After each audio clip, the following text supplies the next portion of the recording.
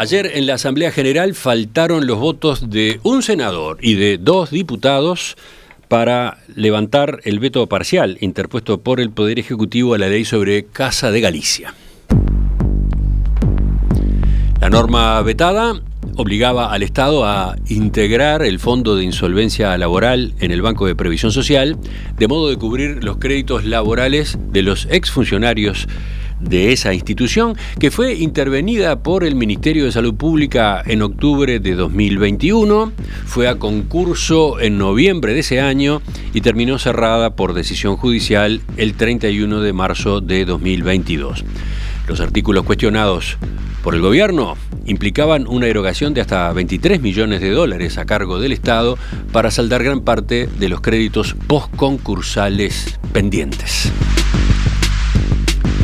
En la fundamentación del veto, el presidente de la Calle Pou sostuvo, entre otros argumentos, que la ley en cuestión llevaba a que el Tesoro Nacional debiera afrontar un gasto por un monto y un plazo indeterminados y sin que se estableciera con qué recursos serían cubiertas dichas erogaciones. El Poder Ejecutivo busca constituir un fondo aparte, pero por una cifra mucho menor, de 8 millones de dólares. Para levantar el veto se necesitaba el voto de 3/5 de los senadores y 3/5 de los diputados presentes al momento de la definición. Bueno, entre los primeros, entre los senadores, hubo 17 en 29, entre los segundos 56 en 97. El Frente Amplio sostiene la tesis de que, si bien no hubo votos para levantar el veto, tampoco los hubo para mantenerlos. Una interpretación que también es apoyada por el nacionalista Jorge Gandini. Por eso, la oposición evalúa ahora si cita a una nueva sesión de la Asamblea General, apelando al artículo 139 de la Constitución, que indica que si no se lograran las mayorías requeridas en la consideración del veto, transcurridos 30 días de la primera convocatoria sin mediar rechazo expreso de las observaciones del Poder Ejecutivo, las mismas se considerarán aceptadas. Vamos a profundizar en este tema, para eso estamos en línea con el senador Sergio Botana, del sector Mejor País del Partido Nacional. Senador Botana, ¿qué tal? Buen día, ¿cómo le va? Buenos días, y buenos días a la enorme audiencia en perspectiva. Recordemos para los oyentes, usted fue impulsor de la ley ahora cuestionada desde el Poder Ejecutivo y ayer votó por el levantamiento del veto, ¿no? ¿Fue el único senador del Partido Nacional que lo hizo? Sí, así es. Fui impulsor de esa ley justamente para limitar el riesgo del Estado, porque es cierto que cumpliendo la ley que se aplica a cualquier empresa privada, que es lo que pedimos, o sea, nosotros no estaba, lo primero de todo que tiene que quedar bien en claro es que no estábamos generando ninguna situación excepcional para los trabajadores de Casa de Galicia. Lo único que estábamos haciendo era pidiendo que se cumpla lo que vale para cualquier trabajador de cualquier empresa privada. Todas las empresas aportan a un fondo que administra el Banco de Previsión Social, y de ese fondo, cuando la empresa quiebra sin capacidad de afrontar los despidos de sus trabajadores, de ese fondo se le paga a los trabajadores que no hayan podido hacerse de sus créditos laborales hasta una cifra de 105.000 UI. Eso es lo que dice la ley que fue vetada, y bueno, y a nosotros nos parecía bastante más razonable acotar el riesgo en esa cifra que quedará ahora a lo que digan los juicios, que obviamente ya han encarado los trabajadores para poder hacerse de su plata. Nadie se va, después de trabajar 10, 20, 30 años, nadie se puede ir a la casa con 170.000 pesos sin hacer el reclamo correspondiente. Entonces esto al Estado le va a costar por lo menos 42 millones de dólares. Nos parecía mucho más razonable cumplir lo que vale para todos los trabajadores de las empresas privadas del Uruguay cuando estas quiebran, y eso iba a costar estos 20 millones de dólares. Esa es la realidad de lo que estamos hablando, ¿verdad? Romina. Sí, senador Botana, o sea, usted da por obvio también o ahí está estimando que los trabajadores de Casa de Galicia efectivamente a nivel judicial van a obtener un juicio favorable, una resolución favorable. Bueno, yo ayer mostré 3 sentencias, 3 sentencias ya favorables a los trabajadores contra Casa de Galicia. Ahora, de ahí a repetirlas contra el Estado, que además intervino de manera reiterada, porque como bien lo dijo Emiliano recién, Romina, el Estado fue el que intervino, con un criterio además que habrá que aclarar, porque interviene Casa de Galicia cuando Casa de Galicia debía $1.300 por trabajador y no interviene alguna otra mutualista que en su momento debía 2.200 por trabajador, o sea que no era un problema del monto de la deuda, pero el Estado intervino. Después el Estado, a través del Poder Judicial, fue el que quitó a salud pública de la gestión y la tomó el propio Poder Judicial. Después el propio Poder Judicial cesó las actividades ante lo que consideró una falta de colaboración del propio Ministerio de Salud Pública. Y después la ley 22.022, ¿qué hizo la ley? La ley redistribuyó los socios de Casa de Galicia y mandó a los trabajadores a una bolsa a esperar. Si eso no es un despido, si eso los mandó a esperar, los dejó sin trabajo, en un país donde cuando a un trabajador le cambiamos de horario, le bajamos la cantidad de horas de trabajo, el trabajador tiene el derecho a reclamar incluso un despido parcial, así siga trabajando. En este caso, estamos frente a una situación en la cual, lisa y llanamente, quedaron montones de trabajadores sin trabajo en su casa, y bueno, y otros que no pudieron cobrar el despido ni ningún tipo de seguro porque trabajaban en más de un lado, ¿no?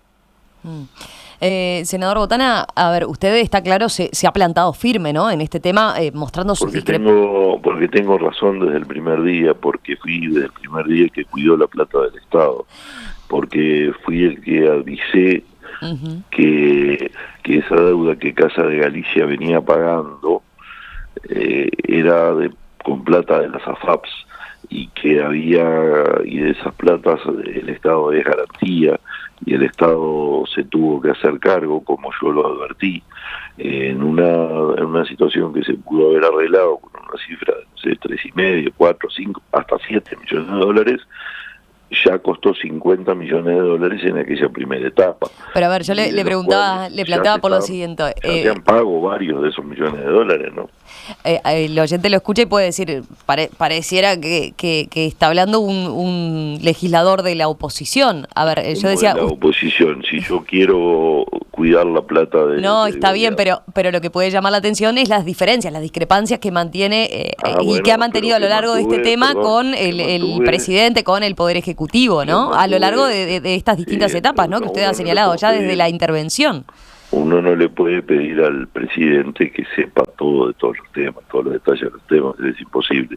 Pero la he mantenido a esta discrepancia con los actores informados y en las reuniones previas a toda la ley 22.022.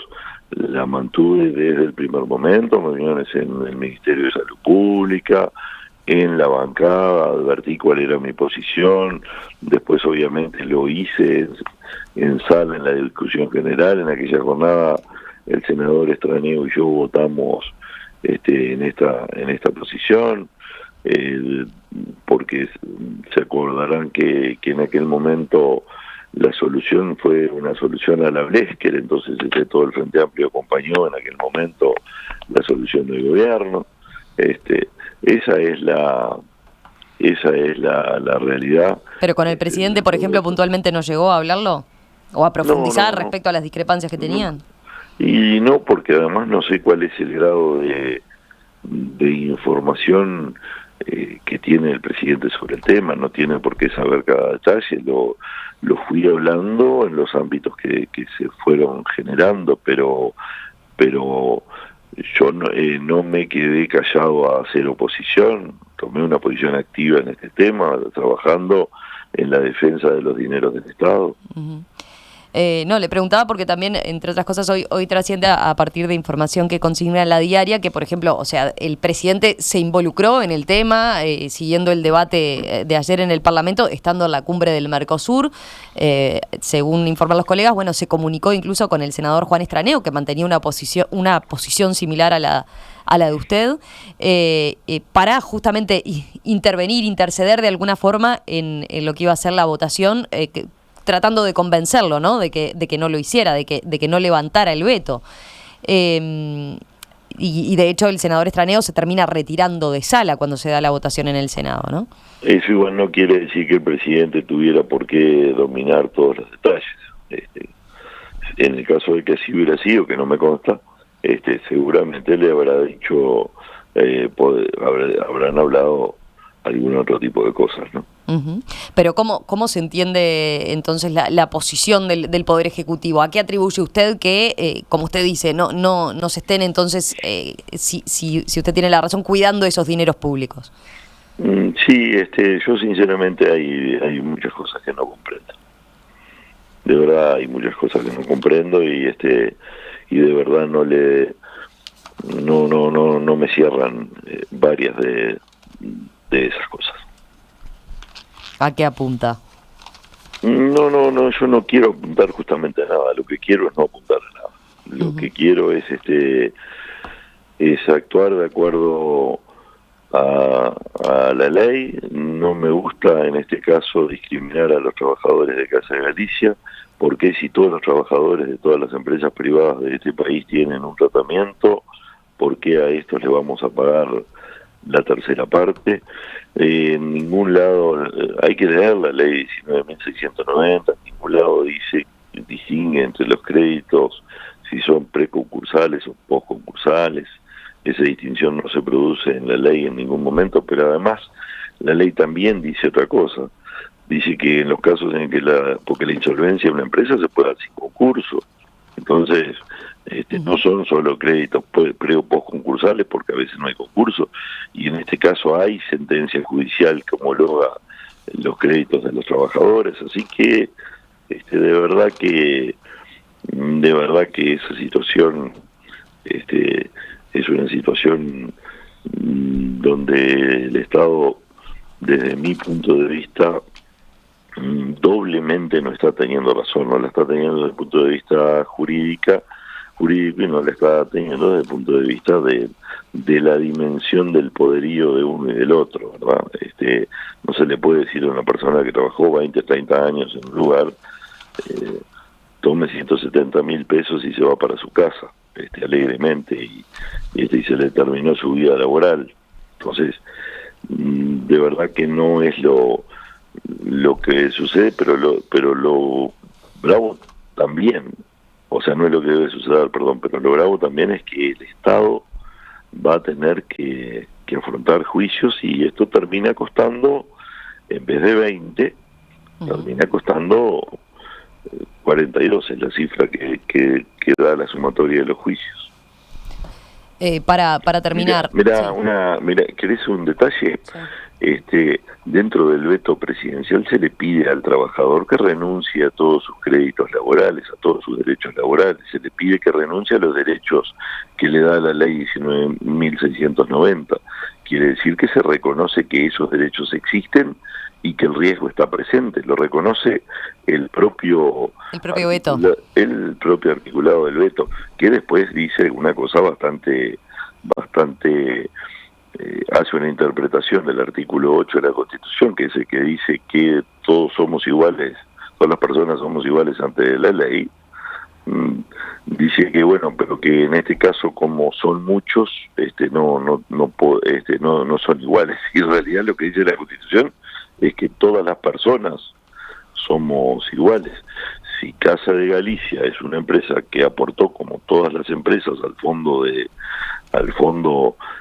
para insolvencia justamente, bueno, los trabajadores de Casa de Galicia también tienen el mismo derecho que tiene cualquier hijo de vecino en este país. No cabe otro camino. Sí, usted está argumentando ahí directamente que hasta la propia argumentación del Poder Ejecutivo, digamos, en esos artículos, le terminaría dando la razón por la vía judicial, ¿no? A los trabajadores. Se habla allí de que la cifra es indeterminada. No, la nuestra es la determinada. Si uno va a juicio no sabe el riesgo que asume. Entonces, la nuestra es determinada y el origen de los fondos es dinero que el Poder Ejecutivo es cierto que tiene que adelantar, como lo dice la propia ley 19.690 que prevé esa circunstancia, y se resarce de ese dinero rentas generales. O sea que a medida que va entrando plata al fondo, que todos los meses va entrando plata al fondo, rentas generales se puede ir resarciendo perfectamente de esos dineros. Senador Botana, lo último, ¿este tema qué pasa ahora? ¿Murió acá? Se lo pregunto porque el Frente Amplio, sostiene la tesis de que si bien no hubo votos para levantar el veto, tampoco los hubo para mantenerlo, ¿no? Y de hecho está evaluando ahora si cita una nueva sesión de la Asamblea General apelando ya al artículo 139, que indica, bueno, que si no se logran las mayorías requeridas, transcurrido 30 días de la primera convocatoria sin mediar rechazo expreso de las observaciones del Poder Ejecutivo, las mismas se considerarán aceptadas. Pero veía declaraciones de la senadora Amanda de la Ventura que dicen, bueno, si bien tienen dudas y si convocar o no a una próxima sesión, tampoco quieren generar falsas expectativas en los trabajadores. Dice que en todo caso van a ver si hay algún cambio de posición dentro de los senadores y los diputados. ¿Usted va a continuar con las negociaciones? ¿Va a continuar insistiendo en este tema? Sí, yo estuve desde antes de que sucediera y tengo la buena costumbre de apegarme a mis convicciones hasta que no se me convenza de lo contrario, con razones obviamente, ¿no? Ayer lo dije bien claro, mi divisa dice defensores de las leyes, no dice defensores de intereses. No va, entonces, o sea, va a seguir con insistiendo en el tema, no, pero sí, ¿hay chance de que haga cambiar la posición a alguno de los legisladores? Bueno, sinceramente no, yo así como hago que se respete mi posición, como legislador, soy respetuoso de la posición de los demás legisladores, ¿no? Yo creo que en ese sentido cada uno debe asumir sus responsabilidades. Senador Sergio Botana, del Partido Nacional, gracias por estos minutos esta mañana aquí en Perspectiva. Gracias a ti, Romina.